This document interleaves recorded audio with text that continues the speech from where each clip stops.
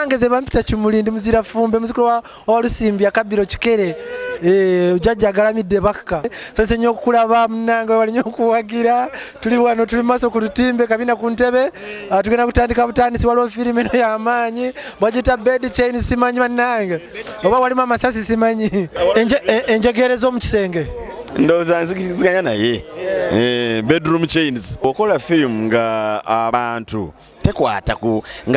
nga tewali muntu ayinza kugitunira n'agamba kale bino ebintu byatuukako ne ku gundi webale nnyo so erina okurelatinga omuntu alina okulaba firimu nga eringa ndabirwamu eraga ebibeera mu society gye tubeeramu so bedroom chains kwa kakati ekirungi naffe tetunategeera kirimu singa tuddamu ne tufuna interview endala nga tumaze okulaba TV egundi movie eno ate ekyo ekibuuzo nnyinza okwongera okiddamu n'enkirambulula bulungi yamanki nze nga nali ndyetuumye kati waliwo otuuka n'ogaleka ne gagenda erimmwe ne mugaziza kati nga bw'olizizza ne kake kati kali silent yafuka mane ze wetuli eyo tujeri tufumba tuyiya tuli mu katemba tuli mu firimu tuli mu foundation tweyongera okukola ebintu ebirala omanyi covid yatugiriza nti bw'obeera mu katemba yokka oziranirayo kati tuli mu kulima tuli mu omukuyigiriza abaana emizannyo bingi bye tukola mukano olaba ate n'ekirala waliwo omuntu nga kugamba tojja kwekaka nnyo ku sekita gy'otalina kitone oba nga tekyakutondebwa oyinza okuba ng'oli mu comedy naye nga tosobola kuba businessman naye ate embeera kati nga gyagambye ey'obulwadde obwo obwajja lumima mawuggwe n'ogamba sente zange zino kati ono omulaba investor kati nze nyina ebintu ebirala byenkola abantu abasinga bandaba ku stage naye nkola ne mu advertising so waliwo obulango bwolaba ku TV nga nze mbuwandiika nkola ebintu ebirala ndi muwandiisi kuba n'embeera ne bwejja n'ekyuka n'embeera n'etuteeka mu nnyumba okimanyi nti nno ate obulwadde bwe bateeka nnyo abantu mu nnyumba ate balaba nnyo emirimu gyaffe ate kyova olaba twatandikayo kye bayita foundation okuyigiriza abantu okukola ebitambaale ebiwalaani bwebityo so omanyi olwokuddaano bwe yajja nali sobola kweraba nga ndi mu nnyumba nga ntudde lwaki sigenda mu bululu ne tutoba nembakuba ne bankuba ne tumegana nedda omanyi oluusi olina bw'obanga omaze okuyigiriza abantu ekyokukola olina obbawaawo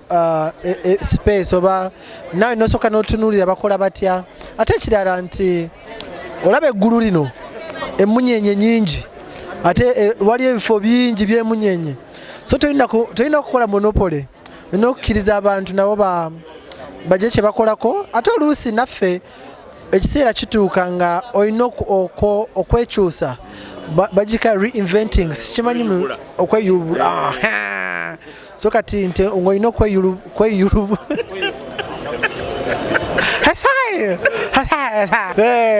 so olina okweyulubula n'ojja mu kintu ekirala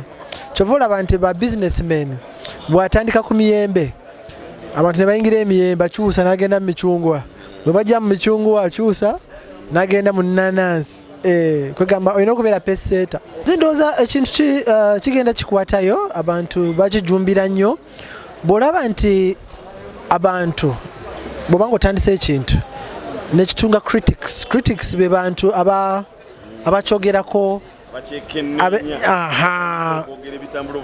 nebutambula obubi ekyo kiba kitegeeza nti ekintu kikuze ate ekirala nti bw'olaba nti URA Uganda Revenue Authority etandisa obubasasuza omusolo kitegeeza nti bakikutteyo buli mwaka batusaba annual returns so ekyo kiba kiraga nti naffe mu Uganda tulina omugaso waliwo kyetwongerako ate industry naye ekuze kyova olaba nti kati twetaagayo ministry ya entertainment olaba Arab Emirates balina ministry of happiness okusanyuka nakusingako naawo already ffe tuli classified nga the happiest country in Africa okitegeera so ate kakati yaffe erina n'okusinga ku yabali kubanga olaba era ekibuuzo ky'obuuzizza nti olaba Pablo yatandikira okukola stand up comedy waliwo omanyi kye bayita obuvumu kati waliwo abalala baali balowooza nti bayinza okukikola naye tebakikola ye n'atandika okukikola twakolanga ku Thursday nekigenda nga kigejja kati ekintu buli kikoma okuba nga kikula